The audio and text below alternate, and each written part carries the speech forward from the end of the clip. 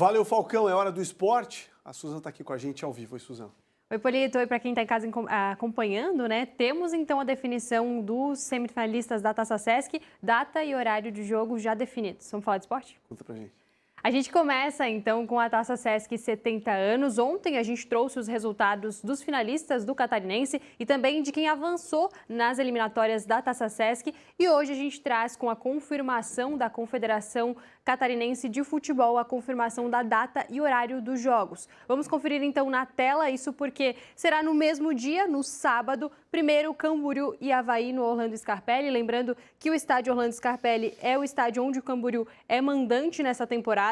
Então será sábado às 4h30 da tarde, válido então pela Taça Sesc 70 anos. E um pouquinho mais tarde, às 6h30 da tarde, teremos Brusque e Criciúma na Arena Simon em Brusque. Será jogo único, isso é importante destacar, e por isso, no fim de semana, a gente já vai conhecer os finalistas dessa competição, que vale vaga na Copa do Brasil 2027. Então é uma competição importante para os catarinenses que não avançaram no campeonato estadual e agora tem essa oportunidade de estar na Copa do Brasil de 2027. A gente segue acompanhando e trazendo todos os detalhes.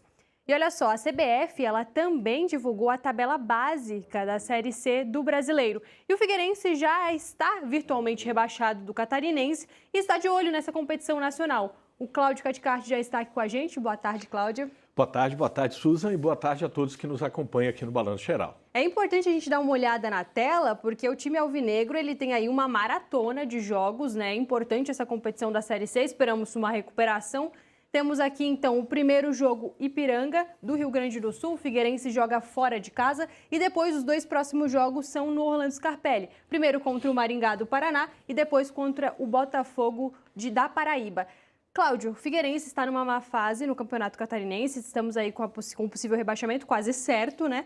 Mas é uma possibilidade de se reerguer? O torcedor pode acreditar numa recuperação do time na Série C do Brasileiro?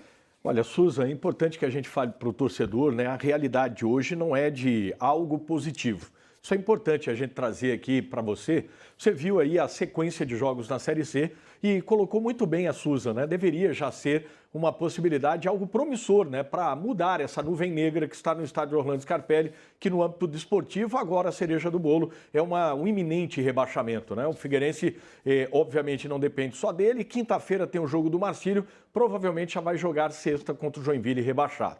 E dentro dessa possibilidade, né, de você se reinventar dentro da própria temporada, pelo que a gente está vendo ainda, das mesmas formas de tomadas de decisões no Figueirense nesses últimos anos, não dá para dizer para o torcedor que tem esperança de algo de acesso, por exemplo, para a Série B do Campeonato Brasileiro. Ou muda a filosofia, muda a forma de fazer futebol. Se efetivamente o Figueirense conseguir trazer gestão, até seria promissor, porque o Figueirense, apesar de ter uma estreia em Erechim contra o Ipiranga, que estava nas semifinais do Campeonato Gaúcho, foi eliminado agora para a equipe do Internacional. Tem um velho conhecido do torcedor do Figueirense, da capital, Raul Cabral, é o treinador do Ipiranga, né? Esse jogo lá no Rio Grande do Sul, e foi a última partida do Figueirense na temporada passada, que perdeu inclusive lá, né?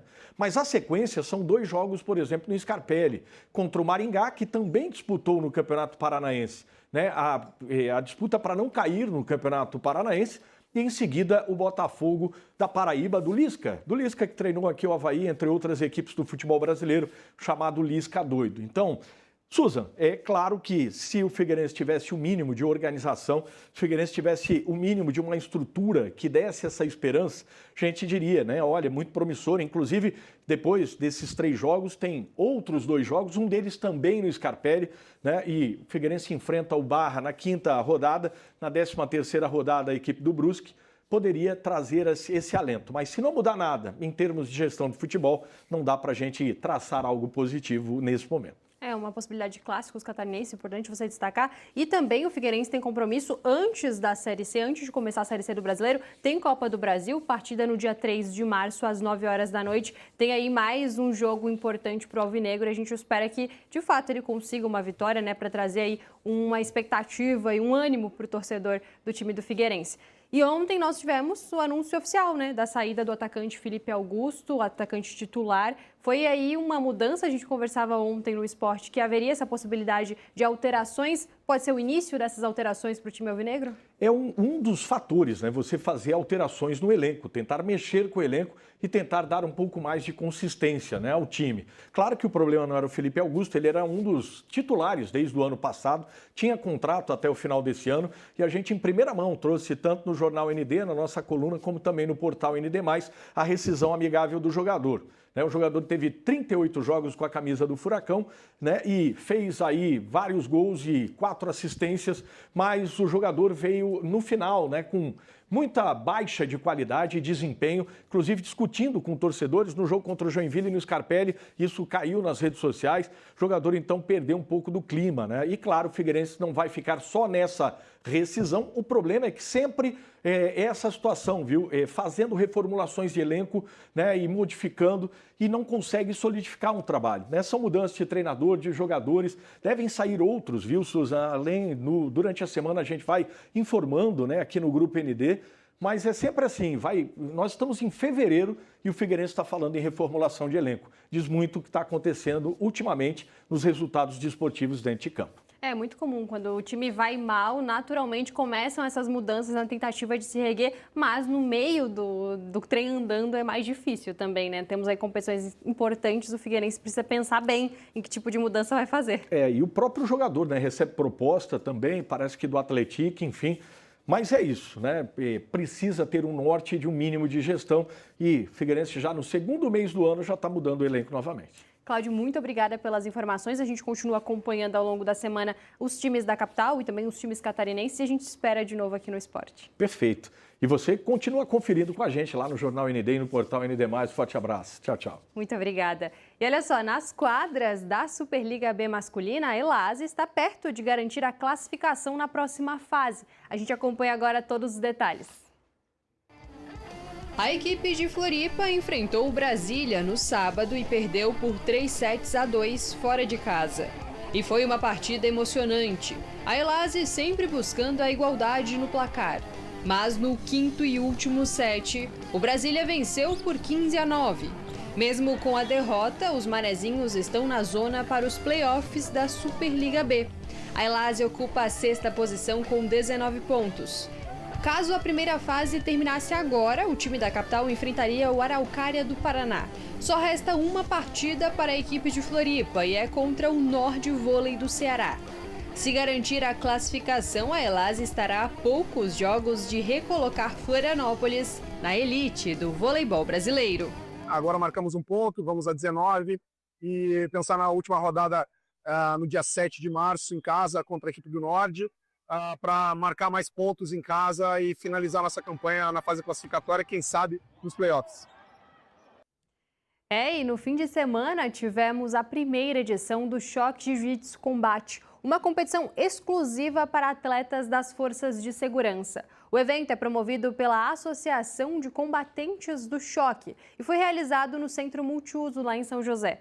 Foram cerca de 300 participantes e a iniciativa teve como foco fortalecer a integração entre as instituições, além de incentivar a prática esportiva. As disputas foram ao longo de todo o dia, exigindo aí um nível técnico elevado, preparo físico e também disciplina. O evento foi aberto ao público e mais de 2.000 pessoas marcaram presença ao longo de toda a competição. Uma programação muito bacana, parabéns aos militares pela iniciativa de incentivar a prática esportiva e também a integração entre as equipes, muito legal mesmo.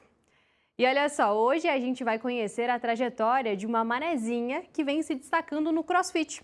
Hoje ela tem 17 anos, mas começou a prática com 11. O Heitor Machado é quem conta essa história pra gente. Vamos ver. O olhar concentrado em busca da perfeição em cada movimento. A Giovana é manezinha da ilha, um fenômeno do CrossFit. O esporte chegou ao natural, foi amor à primeira vista. Comecei a fazer CrossFit em dezembro de 2019, minha mãe começou a treinar, eu comecei a olhar ela treinar e começou a me despertar a vontade de fazer CrossFit. Eu só tinha 11 anos e no início foi mais por hobby, porque eu gostava de praticar a modalidade. Aos 11 anos, o primeiro encontro. Aos 17, a realidade de quem encara a modalidade com foco total.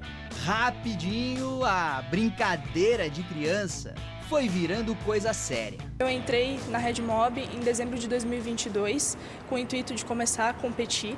Aqui sempre foi um box que teve uma equipe de competição, então eu vim para cá com esse intuito.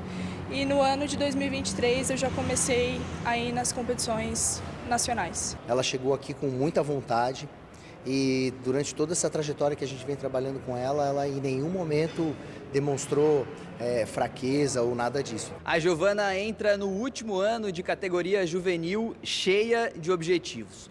Nos próximos meses, ela vai participar de 2 competições super especiais. Primeiro, o Campeonato Brasileiro. Depois, o Mundial da modalidade. Está entre as 30 melhores meninas do mundo competindo, então é um sonho para qualquer atleta de CrossFit, porque é o mais alto nível, né? Então é algo muito prazeroso e fico muito orgulhosa de estar lá. Dedicação não vai faltar. O que começou, por acaso, um simples encontro, vai ganhar o mundo. Tá aí, Polito, novos talentos em novas modalidades, legal. CrossFit, inclusive competindo aí pelo nacional e também pelo mundial. A gente deseja sorte à atleta e, claro, que a gente continue trazendo novos talentos aqui no esporte, divulgando o incentivo à prática esportiva, que é muito importante, né? Que venham as medalhas, estamos aqui esperando. É isso aí. E torcendo. Até amanhã. Valeu, até amanhã. Até lá. Até amanhã, Suza.